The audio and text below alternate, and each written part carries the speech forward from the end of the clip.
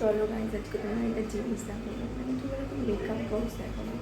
মানে বক্সটা আমার মেয়ে সরে দিয়েছিল, সেই যেখানে বাইরে কাজ হয়েছিল সেখান থেকে।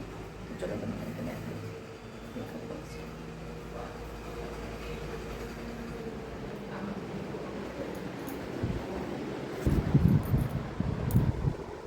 কত সুন্দর না?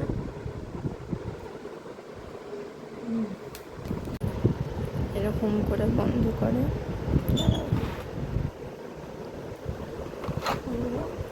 আর এরকম ভাবে খুলে দেয়।